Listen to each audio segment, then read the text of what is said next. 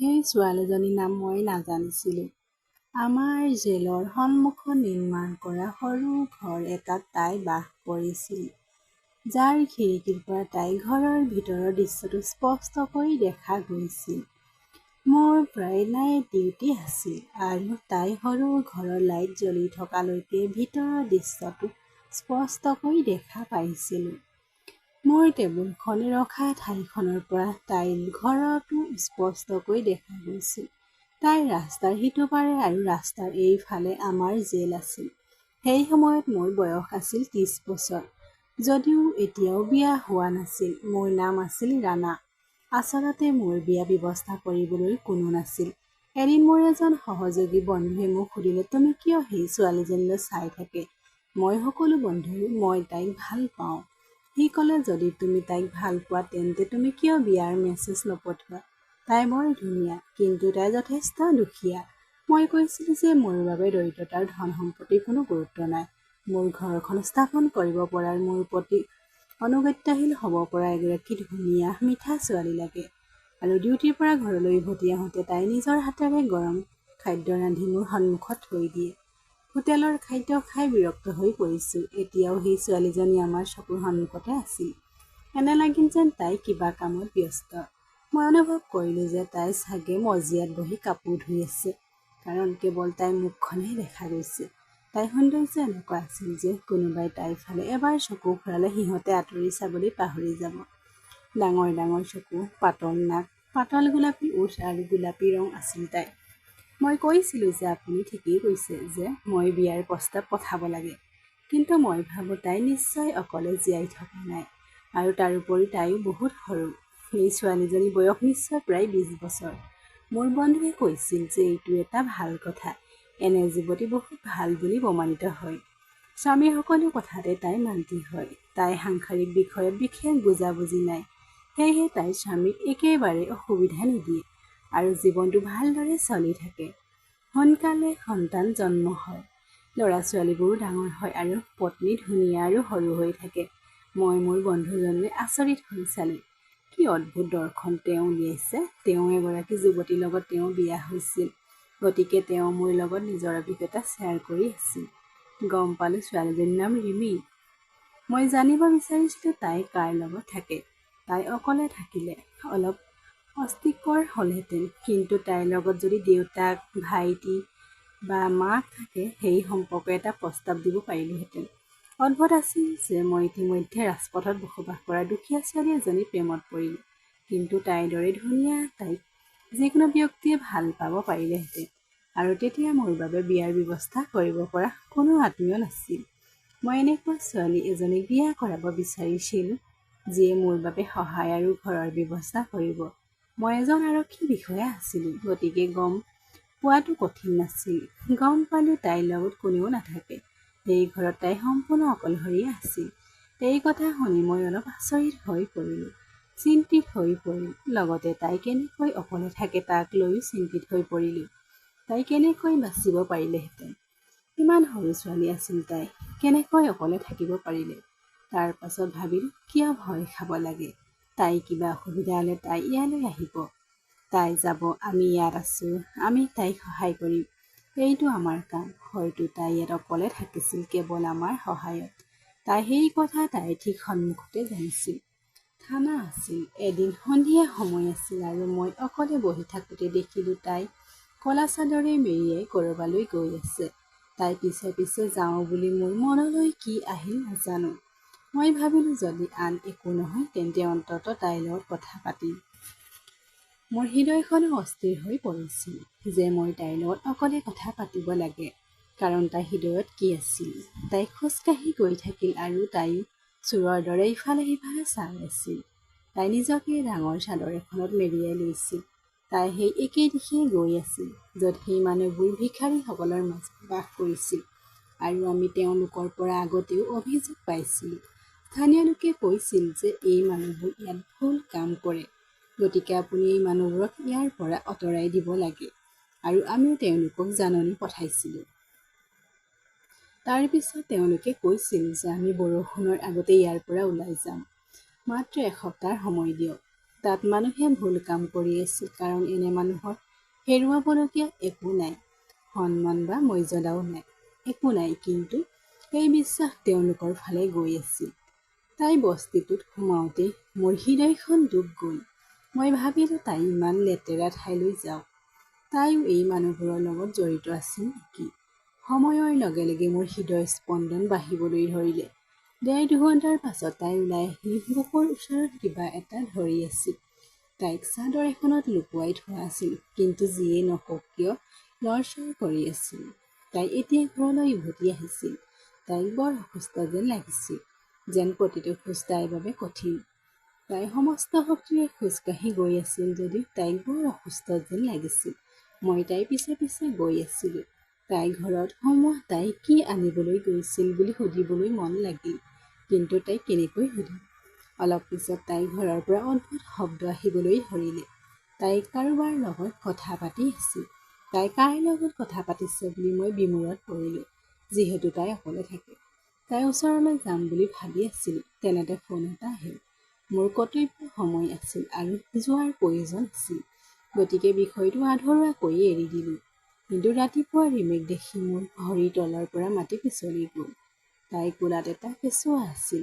তাই সদায় নিজকে ক'লা চাদৰ এখনত মেৰিয়াই ৰাখিছিল, গতিকে মই আগতেই গম পোৱা নাছিলোঁ যে তাই গৰ্ভৱতী আৰু এই কেঁচুৱাটো নৱজাতক, মানে তাই নিজৰ সন্তান বা তাই ক'ৰবাৰ পৰা তুলি লৈছে। ছোৱালীজনীয়ে ৰাতি কি কৰিবলৈ তালৈ আহিছিল, সেই কথা জানিবলৈ মই একেটা জুপুৰিটোৰ ফালে আগবাঢ়িলোঁ। অলপ সোধা-পোছা কৰি গম পালোঁ যে তাত এগৰাকী মহিলা বাস কৰে, যিয়ে মহিলাক সন্তান জন্ম দিয়াত সহায় কৰে। তাই ক'লে, হয়, যোৱা নিশা এজনী ছোৱালী সোমাই আহিল। তাইৰ বয়স প্ৰায় ২০ বছৰ। তাই বৰ অসুস্থ আছিল। মই তাইক সহায় কৰিলোঁ। তাই মোক বিনিময়ত অলপ টকা দিলে। মই সুধিলোঁ, এই সকলোবোৰ কৰাৰ কৰ্তব্য আপোনাৰ আছেনে? তাই ক'লে, আপোনাৰ কৰ্তব্য ছাৰ, আমি পৰিয়ালৰ ভাতৃ, আমি এই কামটো কৰোঁ। আৰু তাৰ পিছত যি আমাৰ ওচৰলৈ আহে তেওঁ ইতিমধ্যে বহুত অসহায় আৰু দুখীয়া।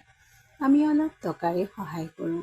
কাৰোবাক সহায় কৰিলে বেয়া কথা নেকি, পাপ নেকি? মহিলাগৰাকীয়ে মোৰ সন্মুখত থিয় হৈ উকিলৰ দৰে প্ৰশ্ন কৰিবলৈ ধৰিলে। তাইৰ প্ৰশ্নৰ উত্তৰ মোৰ নাছিল, কাৰণ তাই কোনো পাপ কৰা নাছিল। উভতি আহিলোঁ, কিন্তু গম পালোঁ যে শিশুটি ৰিমি। মই আচৰিত হৈছিলোঁ যে তাই যেতিয়া অকলে থাকি ইমান কম বয়সতে তাই কেনেকৈ মাতৃ হ'ল। যেন মোৰ হৃদয়ত এটা হুলস্থুলৰ সৃষ্টি হ'ল। মোৰ সকলো কামনা ছিন্ন-ভিন্ন হৈ পৰিল।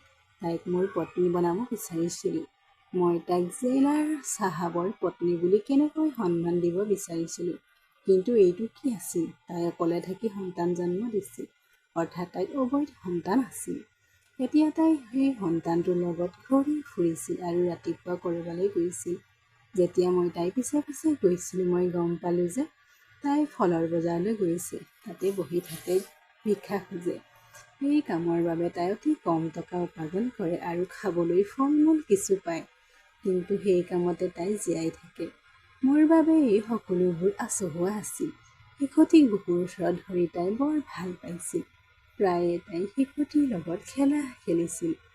শিশুটিৰ চেহেৰাৰ পৰা বিচাৰ কৰিলে স্পষ্ট হৈ পৰিল যে তেওঁ ল'ৰা।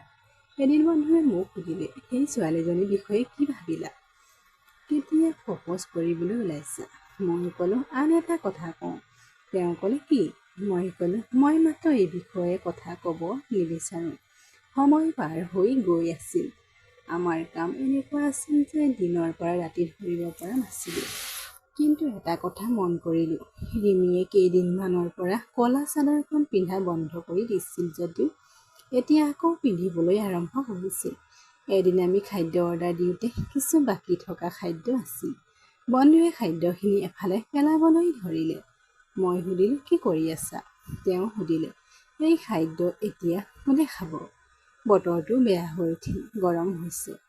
এটা চিন্তা মোৰ মনলৈ আহিল। মই ক'লোঁ, এইখিনি দিয়া। খাদ্যখিনি বজাৰ কৰা মানুহ এজনক থৈ দিলোঁ। তাই সুধিলে, ক'লৈ গৈ আছা? মই ক'লোঁ, পিছত কম। খাদ্যখিনি লগত লৈ ৰিমিহঁতৰ ঘৰলৈ গ'লোঁ। মই ভিতৰলৈ উঠি আহিলোঁ। ঘৰ বুলি কোৱাটো ঠিক নাছিল, মাত্ৰ এটা সৰু কোঠা আছিল। ভিতৰত তাই সৰু পাকঘৰ এটা সজাই থৈছিল। দূৰৰ পৰা ইমানেই বেয়া দেখা গৈছিল যে এফালে কিছুমান বাচন বৰ্তন পৰি আছিল। মই মূল দুৱাৰত টোকৰ মাৰিলোঁ। দুৱাৰৰ সন্মুখত এখন ফটোৰ পৰ্দা ওলমি আছিল। তাই সুধিলে, কোন? তাইৰ মাতটো শুনিলোঁ মোৰ হৃদয়খন ধাপধাপাই উঠিবলৈ ধৰিলে। মোৰ অনুভৱ লাগিল, হয়তো গোটেই জীৱন এই মাতটো শুনিবলৈ মোৰ উদ্দেশ্য আছিল। মই ক'লোঁ, আপোনাৰ বাবে খাদ্য অলপ আনিছোঁ। কথা পাতি থাকোঁতে এটা কেঁচুৱাৰ কান্দোন শুনিলোঁ। তাই পৰ্দাৰ পিছফালৰ পৰা হাতখন আগবঢ়াই খাদ্যখিনি ধৰিবলৈ চেষ্টা কৰিলে। মই তাইৰ হাত দুখনলৈ চালোঁ। ধুনীয়া, গাখীৰ দৰে বগা। তাই আছিল এগৰাকী চিকণ, ধুনীয়া ছোৱালী। প্ৰতিজন পুৰুষৰ সপোনত দেখা দিয়া আৰু প্ৰতিজন পুৰুষেই পত্নী বনাবলৈ সাজু হোৱা ধৰণৰ ছোৱালী। কিন্তু এই মুহূৰ্তত তাই বৰ দুৰ্বল হৈ পৰিছিল। তাইৰ হাতত দুখন সম্পূৰ্ণ শুকান হৈ পৰিছিল। হাড়বোৰ স্পষ্টকৈ দেখা গৈছিল। মই তাইৰ হাতত খাদ্যখিনি আগবঢ়াই দিলোঁ। তাই ক'লে, ধন্যবাদ। তাৰ পৰা উভতি আহোঁতে আকৌ কেঁচুৱাটোৰ কান্দোনৰ শব্দ আহিল। ৰিমিৰ মাতটো শুনা গ'ল, যেন তাই ভাল নহয়। তাই কেতিয়াও ভাল হ'ব নালাগিছিল। তাই নিজৰ যত্ন লোৱা নাছিল। তাই সদায় শিশুটিৰ লগত ব্যস্ত আছিল। মই তাইক অহা যোৱাৰ সময়ত দেখিছিলোঁ। মোৰ এটা চকু সদায় তাইৰ ওপৰত আছিল। এদিন আমাৰ ওচৰলৈ এজন মানুহ আহি ক'লে, ৰাস্তাৰ সিপাৰৰ এই ঠাইখন মোৰ। মই তাত এটা ফ্লেট বনাব বিচাৰোঁ, কিন্তু তাত কিছুমান দুখীয়া মানুহ থাকে আৰু ঘৰ সাজিছে। মই এই ঘৰবোৰ ভাঙিবলৈ আদালতৰ আদেশ ল'ব বিচাৰোঁ। এইখনেই আছিল আগৰ বাস কৰা ঠাই। মই ক'লোঁ, তোমাৰ কাম মই কৰিব নোৱাৰোঁ। তেওঁ ক'লে, চাওক ছাৰ, মই বহু দূৰৰ পৰা আহিছোঁ। এতিয়া গ'লে অহা মাহতহে ঘূৰি আহিম। মই ক'লোঁ, সেই ঘৰবোৰ ভাঙিলে সেই মানুহবোৰ ক'ত থাকিব? মই তোমাৰ কাম কৰিব নোৱাৰোঁ। মানুহজন গুচি গ'ল। ৰিমিৰ লগত মোৰ এক অদ্ভুত সম্পৰ্ক আছিল। তাইক লৈ মই সদায় চিন্তিত হৈ আছিলোঁ। তাইৰ ওপৰত মোৰো গোপনে খং উঠিছিল। মই ভাবিলোঁ, তাই কিয় সন্তান জন্ম দিলে? আজিকালি তাইৰ আচৰণবোৰো একেদৰে দেখিবলৈ পালোঁ, যেন তাই আকৌ মাক হ'বলৈ ওলাইছে। কিন্তু মই আচৰিত হ'লোঁ যে সেই ঘৰখনত কেতিয়াও কাকো সোমোৱা দেখা নাছিলোঁ। মই প্ৰায়ে নাইট ডিউটিত আছিলোঁ আৰু আগৰ দৰে মোৰ চকু দুটা সদায় তাতেই আছিল। গতিকে এই সকলোবোৰ কেনেকৈ হৈছিল? তাৰ পিছত মই যিটো ভয় কৰিছিলোঁ সেয়াই হ'ল আৰু মোৰ অনুমান শুদ্ধ হৈ পৰিল। তাইৰ প্ৰথম সন্তান জন্ম হোৱাৰ এবছৰো নহয়, এইবাৰ তাইৰ কোলাত আন এটা সন্তান জন্ম হ'ল। কন্যা সন্তান জন্ম দি তাই বৰ সুখী হৈছিল। তাই নিজৰ সন্তানক বহুত যত্ন লৈছিল, ধুনীয়া কাপোৰ পিন্ধাইছিল, কিন্তু তাই নিজৰ সদায় ফটা আৰু পুৰণি কাপোৰ আছিল। মই আচৰিত হৈ পৰিলোঁ। সন্তানৰ যত্ন ল'বলৈ তাই ইমান টকা ক'ৰ পৰা পালে? তাই সিহঁতৰ ইচ্ছা পূৰণ কৰিব পাৰিছিল, কিন্তু তাই নিজেই কিয় ছিন্ন ভিন্ন কাপোৰ পিন্ধি জীয়াই আছিল? ইমান ভয়াৱহ পৰিস্থিতিতো ইমান সুখী হোৱা মই প্ৰথম দেখা ছোৱালী। তাই ল'ৰা-ছোৱালীৰ লগত খেলিছিল আৰু মই প্ৰায়ে সিহঁতৰ মাত শুনিব পাৰিছিলোঁ। তাই সিহঁতক বৰ ভাল পাইছিল। কেতিয়াবা তাই ক'ব, মোৰ সোণ, কেতিয়াবা মোৰ সন্তান, মোৰ জীৱন।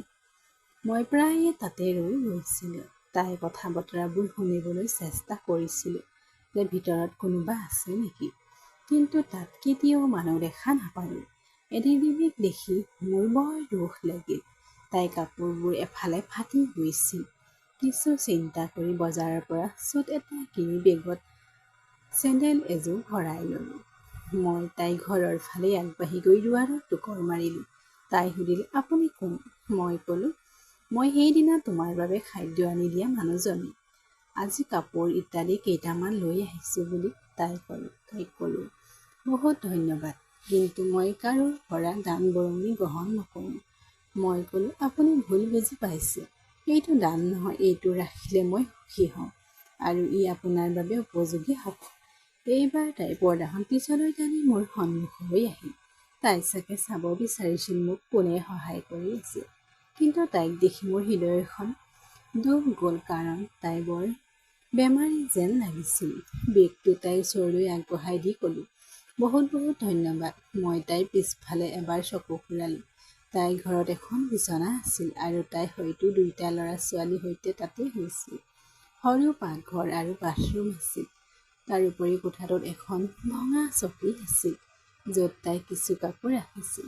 কাপোৰৰ থোপাটোৰ ওপৰত আছিল শিশুৰ কাপোৰ। তাই কেনেকৈ ল'ৰা-ছোৱালীৰ সামগ্ৰী কিনিবলৈ সক্ষম হ'ল, কেনেকৈ দুটা ল'ৰা-ছোৱালীক পোহপালন দিবলৈ সক্ষম হ'ল নাজানো। ল'ৰা-ছোৱালী গাখীৰ পেকেটৰ পইচা ক'ৰ পৰা পালে তাই?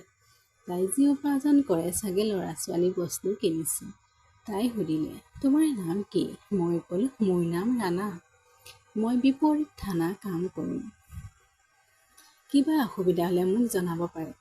মই আপোনাক সহায় কৰিবলৈ পাই সুখী হ'ম। তাই ক'লে, আপুনি মোক কিয় সহায় কৰিব? তুমি মোক অকলশৰীয়া ছোৱালী বুলি ভাবি মোৰ সুবিধা ল'ব বিচাৰিছা। মই কৈছিলোঁ, তেনেকুৱা একো নাই। মই সেই ধৰণৰ মানুহ নহয়। মই ইয়ালৈ আহিছোঁ তোমাক সহায় কৰিবলৈ। এইখিনি কোৱাৰ পিছত তাই অলপ লাজ পালে।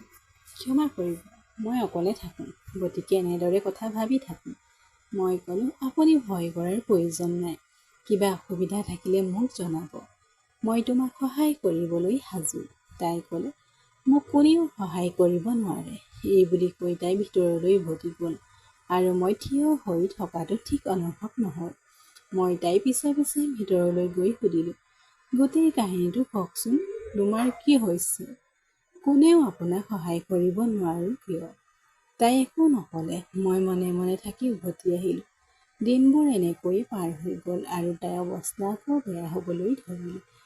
মই লক্ষ্য কৰিলোঁ যে তাই যেতিয়া মাক হ'বলৈ ওলাইছিল, তেতিয়া তাই নিজকে টানকৈ মেৰিয়াই লৈছিল যাতে মানুহে গৰ্ভৱতী হোৱা নাই। ইয়াত কিন্তু তাইৰ বিষয়ে কোনো খবৰ নাপালে। আৰু এদিন মই যি দেখিলোঁ সেয়া মোৰ আত্মাক কঁপাই তুলিলে। তাই ঘৰৰ বাহিৰত এখন প্ৰকাণ্ড গাড়ী ৰখাই থোৱা আছিল। মই চিন্তিত হৈ পৰিলোঁ, কাৰণ আমি আৰক্ষী বিষয়াসকলে নাজানো ডাঙৰ গাড়ীত কেনেকুৱা মানুহ থাকে। গতিকে কোনে গম পাব? কিবা এটা নিশ্চয় ভুল হৈছিল। তেতিয়া ভাবিলোঁ যে হয়তো গাড়ীখন তাতেই ৰখাই থোৱা আছে। কোনোবাই চাগে কাষেৰে পাৰ হৈ গৈছে।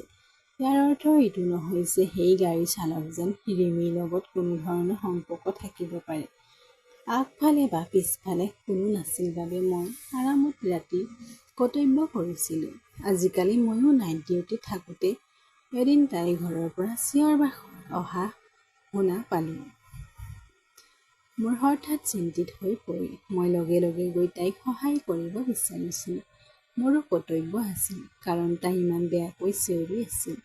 কিন্তু তথাপিও কি হৈছে নাজানি অলপ নাৰ্ভাছ হৈ পৰিলোঁ। তথাপিও লাহে লাহে খোজকাঢ়ি গৈ মই তাইৰ ঘৰৰ ফালে আগবাঢ়িলোঁ। তাইৰ চিঞৰবোৰ তেতিয়াও আহি আছিল। দুৱাৰখন পোৱাৰ লগে লগে হয়তো তাইও বুজিলে যে বাহিৰত কোনোবা আছে। তাই সুধিলে, কোন? মই নিবিচাৰিছিলোঁ তাই মোৰ বিষয়ে আৰু কিবা ভাবিব। হয়তো মই বাহিৰত থিয় হৈ তাইৰ মাত শুনি আছিলোঁ আৰু দৃশ্যটো চাই আছিলোঁ। গতিকে মই খৰধৰকৈ তাইৰ ঘৰৰ ভিতৰলৈ সোমাই গৈ ক'লোঁ, হয়, মই ইয়াত আছোঁ। সন্মুখৰ দৃশ্যটো দেখি মই থতমত খালোঁ। তাইৰ বহুত কষ্ট হৈছিল আৰু তাইৰ দুয়োটা সন্তানে কান্দিছিল। এইটো স্পষ্টকৈ দেখা গৈছিল তাই আকৌ সন্তান জন্ম দিবলৈ ওলাইছিল। এইখিনি দেখি অলপ আচৰিত হ'লোঁ। তাই নিজকে কেইখন ক'লা চাদৰতে মেৰিয়াই লৈছিল। মই সুধিলোঁ, কি হৈছে? তাই ক'লে, মোৰ বহুত বিষ হৈছে, অনুগ্ৰহ কৰি মোক ডাক্তৰৰ ওচৰলৈ লৈ যাওক। মই ক'লোঁ, ঠিক আছে। গাড়ীখন উলিয়াই আনিলোঁ। সেই আতংকত মই তাইক ওচৰৰ চিকিৎসালয়লৈ লৈ গ'লোঁ। এই চিকিৎসালয়খন ব্যক্তিগত আছিল। তাত থকা মানুহবোৰে মোক ভালদৰে চিনি পাইছিল। ডাক্তৰে ৰিমিক মোৰ পত্নী বুলি ভাবিছিল। দুয়োটা ল'ৰা-ছোৱালীক নাৰ্ছৰ হাতত গতাই দিলোঁ। তাই ক'লে, ল'ৰা-ছোৱালীবোৰ যেন ভাল হোৱা নাই। তাই সিহঁতক গাখীৰ খুৱাই আহি ৰিমিৰ খবৰ ল'বলৈ ধৰিলে। অলপ পিছত ডাক্তৰে মোক ৰুমলৈ মাতিলে। তেওঁ সুধিলে, তোমাৰ এইগৰাকী কোন? ডাক্তৰক স্পষ্টকৈ ক'লোঁ, তাইক মোৰ বাবে একো যেন নালাগে, কিন্তু মই তাইক সহায় কৰি আছোঁ। ডাক্তৰে ক'লে, আপুনি বৰ ভাল কাম কৰিলে, কাৰণ তাইৰ অৱস্থা বৰ বেয়া। তাই সৰু, আৰু এইটো তাইৰ তৃতীয় সন্তান আছিল। মই থতমত খালোঁ। ডাক্তৰে ক'লে, হয়, আমি সেই শিশুটিক বচাব পৰা নাছিলোঁ। দুৰ্বলতাৰ বাবে তাই কেঁচুৱাটোৰ গৰ্ভতে মৰিল। আমি সেইবোৰ চাফা কৰি উলিয়াই দিছোঁ। এই ল'ৰা-ছোৱালীবোৰ পিতৃ কোন? তেওঁক বুজাই দিয়ক কিয় ইমান খৰখেদা হৈছে। সন্তান জন্ম দি কি লাভ, অন্ততঃ পত্নীৰ যত্ন লোৱা। মই ক'লোঁ, মই তাইৰ স্বামীৰ বিষয়ে একো নাজানো, মাত্ৰ তাইৰ স্বাস্থ্য যত্ন লোৱা। তাইৰ কিবা প্ৰয়োজন হ'লে মোক জনাওক, মই পাম। ডাক্তৰজন অলপ আচৰিত হ'ল। তাই বুজি পাইছিল যেন আন কিবা। কিন্তু মই এজন পুলিচ অফিচাৰ, গতিকে তাই একো কোৱা নাছিল। তাই মোক এখন লিখিত তালিকা দিলে, য'ত ল'ৰা-ছোৱালীৰ কিছুমান প্ৰশ্ন আছিল। মই ক'লোঁ, প্লিজ তাইক ভাল নোহোৱালৈকে কেইদিনমান ইয়াত ৰাখক। ঘৰলৈ গ'লোঁ, কিন্তু ৰাতিপুৱা হস্পিটেললৈ যাওঁতে হস্পিটেলৰ কাৰ্যকৰীয়ে মোক কিবা এটা অদ্ভুত কথা ক'লে। তেওঁলোকে ক'লে, মাত্ৰ 2 ঘণ্টাৰ আগত তাই নিজৰ সন্তানক লৈ গুচি গ'ল। আমি তাইক বাধা দিবলৈ চেষ্টা কৰি থাকিলোঁ। আনকি আমি তাইক তোমাৰ কথাও কৈছিলোঁ যে তুমি তাইক যাবলৈ মানা কৰিছিলা। কিন্তু তাই নুশুনি যে তাই নাযাব বুলি পলাই গ'ল। মই সুধিলোঁ, আপুনি আৰু কিবা দেখিছেনে যিয়ে আপোনাক সন্দেহজনক কৰি তুলিছে? ডাক্তৰে ক'লে, হয়, তাইৰ মোবাইল আছিল আৰু যোৱাৰ আগতে তাই কাৰোবাৰ লগত কথা পাতিছিল। মই আচৰিত হৈছিলোঁ, কিন্তু তাই ক'লৈ যাব পাৰে? মই জানিছিলোঁ, গতিকে মই তাইৰ ঘৰলৈ গ'লোঁ। মোৰ সন্মুখৰ দৃশ্যটো বৰ আচহুৱা আছিল, কাৰণ সেই একেখন বগা গাড়ী তাইৰ ঘৰৰ ওচৰতে ৰখাই থোৱা আছিল। মই দেখিলোঁ যে সেই গাড়ীখনত ৰিমিক বহিবলৈ দিয়া মানুহ এজন আছে আৰু তাৰ পৰাই তাইক লৈ গৈছিল। ৰিমিৰ সেই মানুহজনৰ লগত যাবলৈ মন নগ'ল, জোৰকৈ তাইক লৈ গৈছিল। লগে লগে গাড়ীখন খেদিবলৈ ধৰিলোঁ। এটা ডাঙৰ বাংলোৰ ওচৰতে ৰৈ গ'ল। কিন্তু মানুহজনে ৰিমিৰ হাতখন ধৰি ভিতৰলৈ নিবলৈ চেষ্টা কৰি থাকোঁতে মই তেওঁক সুধিলোঁ। মই তেওঁক ভালদৰে চিনি পাইছিলোঁ। তেওঁ আছিল এজন কুখ্যাত চোৰাংচোৱা, কিন্তু আমি তেওঁৰ বিৰুদ্ধে কোনো সাক্ষী বা প্ৰমাণ বিচাৰি নাপালোঁ। গতিকে তেওঁ তেতিয়াও আইনৰ বাহিৰত আছিল। মানুহজনে মোক দেখি থতমত খালে। ৰিমিয়ে ইচ্ছা নকৰিলে মই তাইক সহায় কৰিব নোৱাৰিলোঁহেঁতেন। কিন্তু ঠিক সময়ত তাই চিঞৰিবলৈ ধৰিলে। তাই ক'লে, তেওঁ মোক জোৰ কৰি ইয়ালৈ লৈ আহিছে। মোৰ ল'ৰা-ছোৱালীবোৰ মোৰ পৰা কাঢ়ি নিব বিচাৰিছে। মই তাক নিদিওঁ। তুমি মোক সহায় কৰিম বুলি কৈছিলা, গতিকে মোক সহায় কৰিবা। মোক ইয়াৰ পৰা আঁতৰাই নিয়া। মানুহজনে চিঞৰি থাকিল। কিন্তু মই তেওঁৰ কথা নুশুনি ৰিমিক লৈ গ'লোঁ। এতিয়া ৰিমিয়ে মোক ক'লে যে এই ল'ৰা-ছোৱালীবোৰ সেই মানুহজনৰ। মই এগৰাকী অতি দুখী আছিলো, কিন্তু মোৰ সৌন্দৰ্য মোৰ জীৱন ৰক্ষা কৰিছিল। মোৰ মায়ে আগতে এই মানুহজনৰ বাবে কাম কৰিছিল, আগতে তাৰ লগত গৈছিল। মোৰ ওপৰত তেওঁৰ দুষ্ট চকু আছিল। মায়ে যেতিয়া দেখিলে মই বিপদত পৰিছোঁ, তেতিয়া তাই সেই চাকৰিটো এৰি দিলে। কিন্তু এই মানুহজনে মোৰ পিছে পিছে যোৱাটো বাদ নিদিলে। মাৰ অসুখ হ'বলৈ ধৰিলে আৰু এদিন মা অসুস্থ অৱস্থাত শেষ নিশ্বাস ত্যাগ কৰে। এতিয়া মই এই পৃথিৱীত অকলশৰীয়া হৈ পৰিলোঁ। এই মানুহজনে যেতিয়া গম পালে যে মই অকলে থাকোঁ, তেতিয়া তেওঁ এদিন ৰাতি মোৰ ঘৰলৈ আহি মোৰ ওপৰত জোৰকৈ সোমাল। মন গ'লেই মোৰ ঘৰলৈ আহিছিল, কাৰণ তেওঁ জানিছিল যে তেওঁক বচাব পৰা কোনো নাই। গোটেই ৰাতি মোক অত্যাচাৰ কৰি ৰাতিপুৱা গুচি যায়। ফলত মই তেওঁৰ সন্তানৰ মাক হৈ পৰিলোঁ। আনকি তেওঁ শিশুটিক গৰ্ভপাত কৰিবলৈ চেষ্টা কৰিছিল, কিন্তু মই সৰু হোৱাৰ বাবে আৰু মোৰ জীৱন বিপদত পৰাৰ বাবে ডাক্তৰে নাকচ কৰিছিল।